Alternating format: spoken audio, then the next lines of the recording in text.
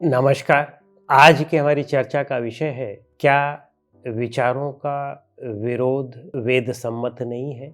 अनेक लोग विचारों के विरोध को बहुत गहराई से लेते हैं और इसे एक युद्ध समझते हैं और इसका यह मतलब समझते हैं कि हमारे धर्म का या हमारी जाति का, हमारे संप्रदाय का जो विरोध हो रहा है, उसको वे समझते हैं कि इससे बस संसार उलट जाएगा।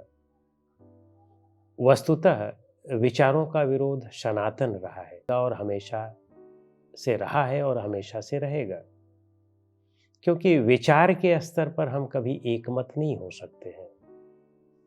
हाँ, आचरण के स्तर पर और स्वरूप स्थिति के स्तर पर तो हम एक हो सकते हैं, लेकिन विचारों में विभिन्नता होगी ही होगी और विचारों की विभिन्नता से ही हम आगे बढ़ पाते हैं। हम एक विचार को ही मान करके सोचें कि चलें, तो इससे हम बहुत ज़्यादा दूर तक की यात्रा नहीं कर सकते हैं। इसलिए विचारों में विरोध आवश्यक है और विचारों का परिमार्जन आवश्यक है। और इससे कहीं कोई आत्मीयता नहीं लुटती है। इससे कहीं किसी का विरोध करने का यह मतलब नहीं है कि हम उसके पीछे पड़ जाएं, उसको मार डालें और उसको नास्तिक कहने लगें, उसको कुपथगामी कहने लगें, उसको काफिर कहने लगें और उसकी हत्या कर दें या करवा दें। वस्तुतः यह निरी मूर्खता और अज्ञानता है। अपने वेद में भी देख लें, उसमें पाएंगे आप, या उपनिषदों में देख लें, एक मत कहाँ पर है ऋषि लोग? इतने दर्शन बन गए, उसी वेद से, उसी उपनिषद से इतने दर्शन बन गए। उसी उपनिषद से 6 दर्शन बने और उसी उपनिषद से जो हमारा चार्वाक है वह भी उसी से बना। उसी उपनिषद से बौद्ध और जैन भी बने। तो एक रूपता कहाँ है? मत में एक रूपता कहाँ है? नैको ऋषिरेयस् मतम प्रमाणम। एक तो ऋषि है ही नहीं है कि जिसके मत को प्रमाण माना जाए। लेकिन कुछ जो अंधभक्त लोग होते हैं वो सोचते हैं कि हमारे विचार का विरोध हो गया, इसका मतलब कि हमारे अस्तित्व पर ही संकट आ गया।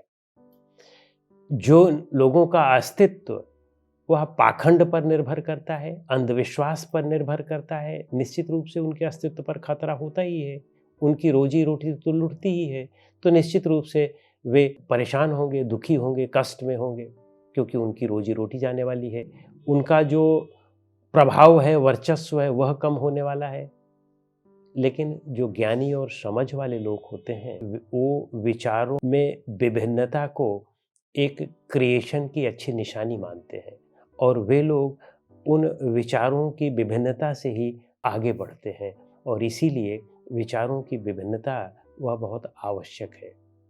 विचार करके देखें, अपने यहाँ वेद में ही देखें। भगवद गीता वेद की निंदा करती है, लेकिन वेद की सराहना भी करती है और वेद से ही निकली भी है।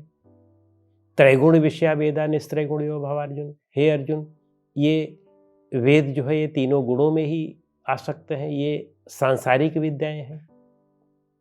और उपनिषद में, मुंडक उपनिषद में महर्षि अंगिरा कहते भी हैं शौनक ऋषि से। वे कहते हैं कि तत्रापरा ऋग्वेदो यजुर्वेदः सामवेदो अथर्वेदो शिक्षा कल्प व्याकरण निरुक्त छंद ज्योतिस्मृति अथ परा यया तदक्षरम अधिगम्यते।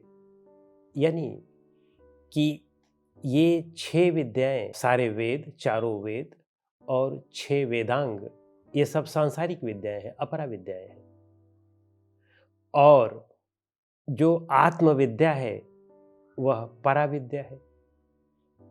और आप देखें और आगे चलें, शंकराचार्य ने अपने विमत वालों को क्या कहा है? सांख्य के प्रवक्ता महर्षि कपिल को वे कहते हैं कि उनकी सिद्धि अधूरी थी, सापेक्ष थी।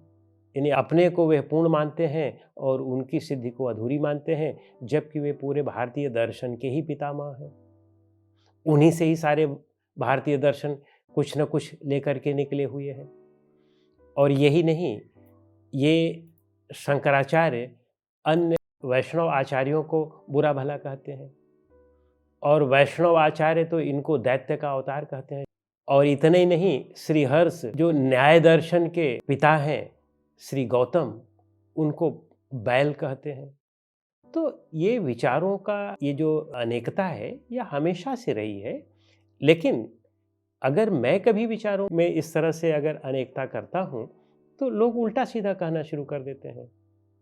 वस्तुतः मैं तो कभी किसी को बैल या इस तरह की बातें भी नहीं करता हूँ। हाँ, एक सुसंस्कृत भाषा में यदि किसी का विरोध किया जाए तो वह बुराई नहीं है, और वह चीज़ तो हम करते ही रहेंगे। किसी भी स्थिति में वह हमें करते ही रहना है।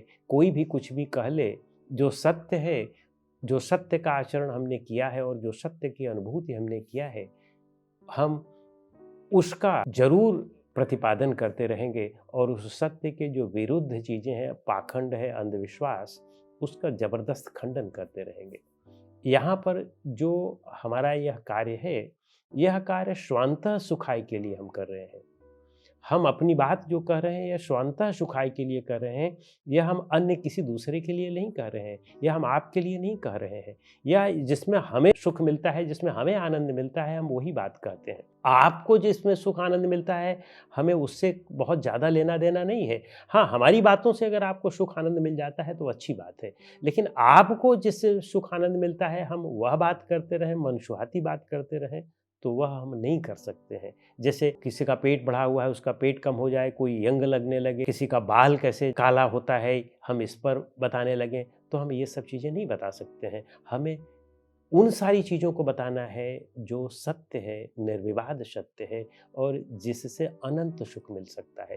क्षणिक सुख, उन चीज़ों को बताने का कोई फ़ायदा नहीं है। क्षणिक सुख थोड़ी देर के लिए मिलेगा। कितने दिन आप बाल को काला रख सकेंगे? एक ना एक दिन तो सफ़ेद होना ही है। चमड़ी भी एक ना एक दिन जो है बूढ़ी होनी ही होनी है। तो हम ऐसा क्यों उपाय करें कि जिससे चमड़ी को ठीक करने के लिए हम अपना ढेर सारा समय दे दें? जिसे अपने आप ही बूढ़ा होना है, उसको ठीक करने के लिए, उसको युवा बनाने के लिए हम अपना समय क्यों अपव्यय करें? तो इसलिए हमारे जो यह कार्य है, वह कार्य स्वांतः सुखाय के लिए है। यह न तो धन अर्जन के लिए है, यह न तो किसी को संदेश या उपदेश देने के लिए है। जो चीज़ें हम सत्य समझते हैं, बस वह बताना है, और वह आपको अच्छी लगे तो आपके लिए ठीक है, नहीं अच्छी लगे तब भी हमें कोई उसके लिए परेशानी नहीं है। वह आपको नहीं अच्छी लग रही है, आप ना देखें, ना सुनें, यह आपकी स्वतंत्रता है। हमने कहीं पर भी यह नहीं कहा है कि हमारे चैनल को आप सब्सक्राइब करें, शेयर करें या लाइक करें। एक भी शब्द कहीं हम आप इसमें नहीं पाएँगे। तो इसलिए आप इस चीज़ से बिल्कुल ही दूर रहें कि हम यह चीज़ जो है दूसरे के सुख के लिए या धन अर्जित करने के लिए कर रहे हैं।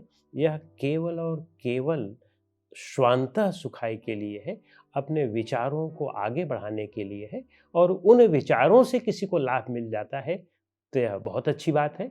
नहीं लाभ मिलता है, आपकी भावनाओं को ठेस पहुंचता है, तो आप डिसलाइक कर दें, आप अनसब्सक्राइब कर दें, आप उसमें उल्टा सीधा लिख दें, जैसा भी आपकी मर्जी हो कर दें।